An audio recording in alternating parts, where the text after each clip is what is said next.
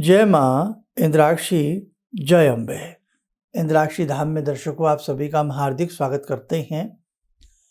आइए इस विशेष अंक में हम बात करते हैं शरद पूर्णिमा की। बहुत ही विशेष इसका महत्व होता है और इस शरद पूर्णिमा की रात्रि में एक विशेष प्रकार की खीर तैयार की जाती है जो विद्या के लिए, स्वास्थ्य के लिए अनेकों प्रकार के लाभ हमें प्रदान करती है।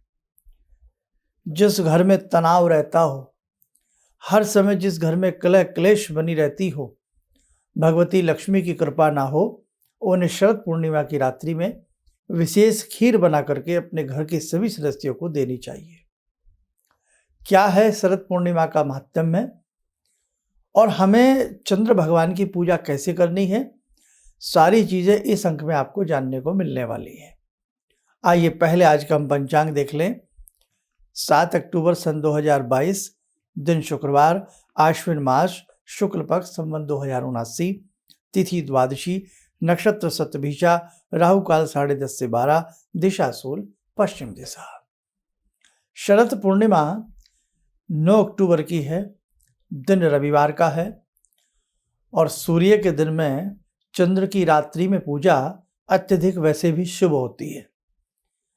शरद पूर्णिमा हर वर्ष आती है और हमें हर वर्ष स्वास्थ्य की भी आवश्यकता है, बुद्धि वैभव की भी हमें आवश्यकता होती है। बहुत घरों में बच्चे पढ़ते नहीं हैं और पढ़ते हैं तो उनको कुछ याद नहीं रहता है। बहुत लोग ऐसे हैं जिनको स्वास्थ्य खराब बना रहता है। और एक चीज़ और ध्यान रखें, शरद पूर्णिमा में जो चंद्रमा को हम खीर का भोग लगा करके, खीर अर्पण करके बाद में अपने घर के लोगों को खिलाते हैं, उन लोगों के लिए भी ये खीर बहुत स्वास्थ्यप्रद होती है। जिन लोगों को निमोनिया बना रहता है, खांसी बनी रहती है, जुखाम बना रहता है, नाक की एलर्जी बनी रहती है, दिमाग में याद नहीं रहता, शांति भंग बनी रहती है और जो एस्थमेटिक पेशेंट भी हैं, बहुत जगह इस खीर का विशेष प्रकार का लाभ होता है ना। तो आइए पहले जाने शरद पूर्णिमा में भगवान श्री कृष्ण ने भी रासलीला की थी। आइए थोड़ा सा आप लोग सुने। आश्विन मास की शुक्ल पक्ष की पूर्णिमा शरद पूर्णिमा कहलाती है। शरद पूर्णिमा की रात्रि में चंद्रमा की चांदनी से अमृत बरसता है, अर्थात चांदनी में अमृत का निवास होता है। इस रात्रि चंद्रमा की किरणों से अमृत की वर्षा होती है।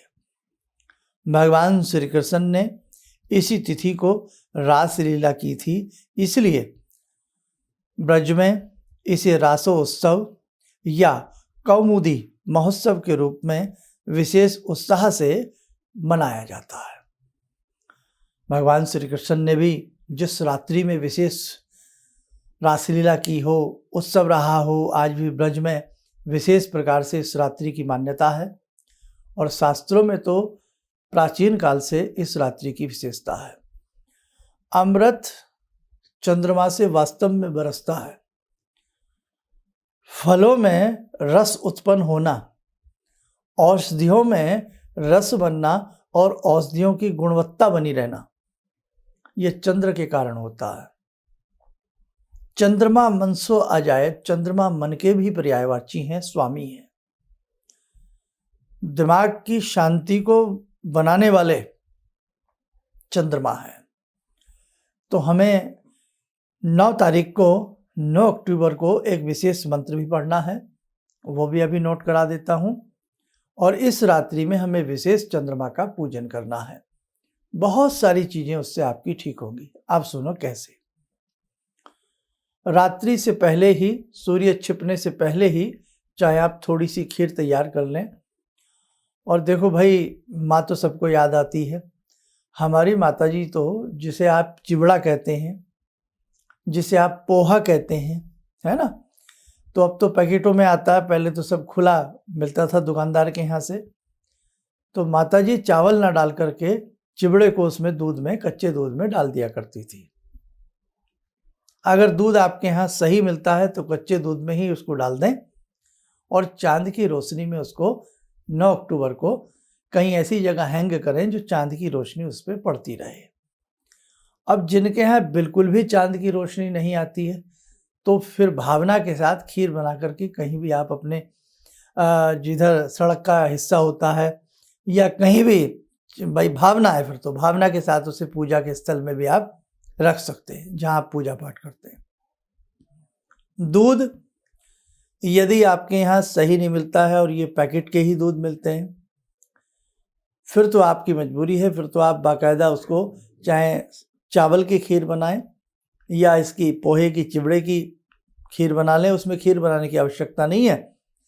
दूध अच्छे से बॉयल कर लें और जब ठंडा हो जाए तो उसमें वो चिवड़ा आप उसको थोड़ा सा मुट्ठी भर डाल दें, बहुत अच्छी उसकी खीर लगती है। मखाने की खीर भी आप इसमें बना सकते हैं, लेकिन चांद की रोशनी की व्यवस्था हो जाए तो सोने पे सुहागा है। कहीं छत पे, टेरेस पे, कहीं भी आप अपने हिसाब से उसको ऐसी जगह हैंग करें, उस पर हल्का सा कपड़ा ढाप दें, चुन्नी वगैरह, ताकि चांद की रोशनी उसमें जाती रहे। उस दिन व्रत भी है पूर्णिमा का। अपने आराध्य देव का ध्यान करके, चंद्रमा का ध्यान करके अपना जो भी आपका दिन का पूजन है अच्छे से करना, और शाम को आप चंद्रमा को प्रणाम करके अपना व्रत खोल लेना। अब इसमें क्या होता है कि जिस समय मध्य रात्रि में, अब तो मध्य रात्रि सबको हो जाती है, शहरों में तो कोई 12 बजे से पहले सोता ही नहीं है। उस समय चंद्रमा बिल्कुल मध्य आकाश में खड़े दिखाई देंगे। उन्हें प्रणाम करें, नमस्कार करें और उन्हें दीप भी आप दर्शन करावें, दिखावें, और थोड़ा सा जल, उसमें हल्का सा कच्चा दूध मिला करके, चावल मिला करके चंद्रमा को अर्घ्य दें, बहुत अच्छा होता है। जब आप खीर चंद्रमा की रोशनी में रखें तब वो भिगोनी जो भी आपके हाथ में, उसे हाथ में लेकर के एक मंत्र पढ़ें। अब आप कहोगे कि भिगोना पकड़े या कागज़ पकड़े शर्मा जी, जो आपने मंत्र दिया है? तो भैया कोई आपका बच्चा कोई भी उस कागज़ को पकड़ के खड़ा हो जाए, आप मंत्र पढ़ लेना। मंत्र नोट कर लीजिए आप, लिखें, चंद्र रूप भगवान तुम अब मत सुधा दुराव, आज हमारी खीर में अमृत रस टपकाओ। दोबारा सुने, चंद्र रूप भगवान तुम अब मत सुधा दुराव, आज हमारी खीर में अमृत रस टपकाओ। यानी कि हे भगवान, आज की जो अमृत की बेला है ये हमसे न छूटे, आप अपनी सहस्त्रों किरणों से हमारी इस खीर में अमृत रूपी रस को बरसाइए, टपकाइए। और इस खीर को वैसे ना उबालें, कच्चे दूध में ही आप इसको ऐसे ही भिगोनी में दूध डाल करके किसी उसमें, और उसमें आप चिवड़ा डाल दीजिए। पोहे तो सबके घर में पोहा होता नहीं, तो बाजार से एक छोटा सा पैकेट मंगा लीजिए। पोहे को अच्छे से धो करके उसमें आप उसको छोड़ दीजिए। चीनी ना डालें, अभी हल्की सी चीनी शक्कर बाद में डालें। सुबह 4 बजे के आसपास तक ये खीर चांद की रोशनी में रहे। 4 बजे के आसपास हम तो सो जाया करते थे, और हमारी माताजी हमें उठा करके ऐसे ही बस बिस्तर पे बिठाया और थोड़ी सी खीर कटोरी में खा लो, और फिर हम कई बार खा करके सो जाया करते थे। बड़े हुए फिर तो खैर जागने लगे, तो ये उसमें उस समय थोड़ा सा मीठा वो मिला देती थी। तो आप भी ऐसे करिए, ये बस समझ लीजिए हमारी माताजी के नुस्खे आपको मिल रहे हैं। बहुत टेस्टी भी लगती है ये खीर, और इस खीर में वास्तव में अमृत बरस जाता है। जो इस खीर को बच्चे खाते हैं, विद्या का विकास होता है, बुद्धि का विकास होता है, और घर में सभी लोगों में शांति का विकास आता है। अब एक चीज और यहाँ खास ध्यान देने वाली बात है, कई बार आप जिन्हें खीर देना चाहते हैं, अपने बेटा को, बेटी को, पति को, या पति बना रहे हैं तो पत्नी को, किसी को भी, कई बार घर के सदस्य सुबह 4 बजे उठने में आनाकानी करेंगे, आपकी इन बातों पर विश्वास भी नहीं करेंगे। उस स्थिति में आप क्या करें? अब आपका मन तो तड़फेगा, शर्मा जी ने कुछ बताया, अब तो करना चाहिए, लेकिन करें कैसे? ये तो उठेंगे नहीं, इनको तो मैं ऐसे दे नहीं पाऊंगी या पाऊंगा। तो क्या करें? जब जागो तब सवेरा। भैया जब वो उठ जाए सुबह, महाराज जी जब उठे 8 बजे, 7 बजे, 6 बजे, तो कहना कि कुल्ली कर लें, कुल्ला कर लें, और बस चाहे नहाए धोए ना, ऐसी कोई बात नहीं है। एक दिन तो चलता है, थोड़ी थोड़ी खीर उनको दे दें। और सुबह यदि उन्हें नहाने की आदत है, अच्छी बात है, जल्दी नहाते हैं, तो थोड़ी थोड़ी नहाने के उपरांत वो प्रसाद रूपेण दे दें। खास तौर से जब दें तो मन में यही मंत्र, जब आप भिगोनी से किसी स्पून से उसको निकाल रहे हों कटोरियों में, तो मन में यही ध्यान रखें, चंद्र रूप भगवान तुम अमर सुधा दुराव, आज हमारी खीर में अमृत रस टपकाओ। बहुत ही बढ़िया ये रहता है। हर शरद पूर्णिमा को ये करना चाहिए। शीतलता आएगी, मन में विचार अच्छे रहेंगे, बुद्धि विद्या का विकास होगा, स्वास्थ्य की जो कमजोरी है वो दूर होती है। और एक चीज आपको और बताएं इसके रूप में, एस्थमेटिक पेशेंट के लिए जो चिरचिटा होता है, चिरचिटा नाम सुनाओ, पुटकंडा जिसे कहते हैं, उसमें छोटे छोटे चिपकने वाली चीजें लग जाती हैं ना कपड़ों पे, उसके अंदर से बीज निकाला जाता है और 10-20 बीज फिर वो बाकायदा खीर उबाल करके बनाई जाती है। उबलती खीर में उसको डाला जाता है और वो एस्थमेटिक पेशेंट को दिया जाता है। जिन्हें वो बनाने की विधि आती हो वही लोग बनाएं, क्योंकि यहाँ कार्यक्रम बहुत बड़ा हो जाएगा नहीं तो। अदरवाइज अगर कोई एस्थमेटिक पेशेंट घर में नहीं है, ऐसी कोई किसी को शिकायत नहीं है, तो फिर आप एक काम करें, सीधा जैसे मैंने बताया है, सिंपल तरीके से दूध डालें, उसमें थोड़ा सा चिबड़ा यानी कि पोहा, मुट्ठी भर पोहा, जैसा दूध हो उस हिसाब से थोड़ा पोहा थोड़ा डालें, नहीं तो वो फूल करके बहुत ज़्यादा हो जाता है ना, कभी पता लगे दूध उसमें दिखाई नहीं रहा है। तो थोड़ा सा पोहा डाल करके उसको चांद की रोशनी में रखें। और रात्रि के समय यदि आप चंद्रमा को प्रणाम कर लें, मध्य रात्रि में प्रणाम कर लें, भले आप दीप ना लगा सकें, चंद्रमा को अर्घ्य ना दे सकें, तो चंद्रमा को प्रणाम तो कर सकते हैं। और यदि आपको लगता है भाई आपके घर से तो चंद्रमा दिख भी नहीं रहे हैं, तो मानसिक प्रणाम कर लें कि हे चंद्रमा, ऊपर को मुंह उठा करके, चंद्रदेव मैं आपको प्रणाम करता हूँ, करती हूँ, ऐसी भावना के साथ चंद्रमा को प्रणाम कर लें। और जो हमने मंत्र बताया है, इसी मंत्र को 5 बार 11 बार पढ़ लें। कोई खीर नहीं आपके हाथ की खाता है, किसी को नहीं दे सकते। बहुत लोग आज अंग्रेज बन गए, इन बातों को मानते नहीं हैं, अपने शास्त्रों की मानते नहीं हैं, लेकिन दूसरों की छोटी सी शिक्षा भी ग्रहण करने में चूकते नहीं हैं। तो थोड़ी सी खीर बना लें, अपने पहले आराध्या को सुबह नहा धो करके भोग लगा दें, फिर आप स्वयं भोग लगा लें। पूर्णिमा का जिनका व्रत है वो भगवान विष्णु के 1008 नाम पढ़ सकते हैं। और बाकी पूर्णिमा के दिन तो मैं सुबह बता भी दूंगा, लेकिन पूर्णिमा के दिन पूर्णिमा का व्रत बहुत अच्छे से रखिएगा। आगे सूर्य के भी राशि परिवर्तन है, वो भी आपको उपाय दे दूंगा। दीपावली की कैसे विशेष पूजा करनी है वो भी आपको सारी चीज़ें समय पर देने का हम प्रयास करेंगे। आइए, शरद पूर्णिमा के बारे में आपको बताया है, वो जगजननी, वो महामाया हम सबका कल्याण करें। आइए जुड़ें महामाया से। ॐ सिन्दूरारुणविग्रहां त्रिनयनां माणिक्यमूलस्फुरात् स्तारानायकशेखरं स्मितमुखी भापेन वक्षोरुवां पाणिभ्यामलपूर्णरत्नचषकां रत्नोत्परां बिभ्रति सौम्यां रत्नघटस्थरक्तचरणां ध्यायेत्पराम् अम्बिकां खड्गं चक्रगदेषु चापपरिगान् शूलम्बुशुण्डिं शिरा शङ्खं संदधतीं करे स्त्रीनयनां सर्वाङ्गभूषावृतां नीलासमद्युतिमास्य पाददशकां सेवे महाकालिकां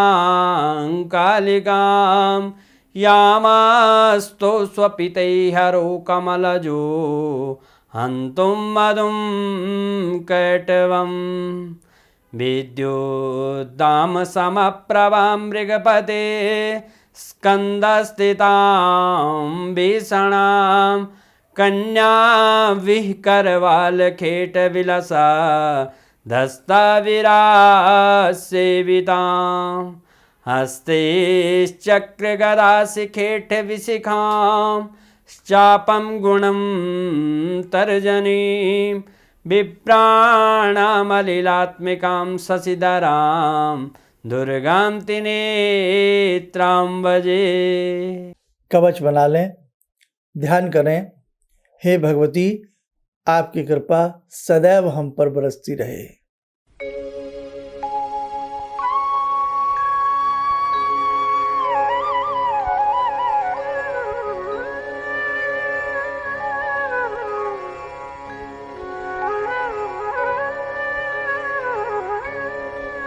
ओम बोलते हुए नेत्र खोलें, सामान्य हो जाए। जगजननी की कृपा है, भगवती की कृपा है, उन्होंने बहुत अच्छे से नवरात्र करा लिए। देखो, जब भगवती चाहती हैं तभी कुछ हो पाता है, नहीं तो गंगा के किनारे बैठा व्यक्ति डुबकी नहीं लगा पाता है। मंदिर के पास रहने वाला व्यक्ति मंदिर में एक लोटा भी जल नहीं चढ़ा पाता है।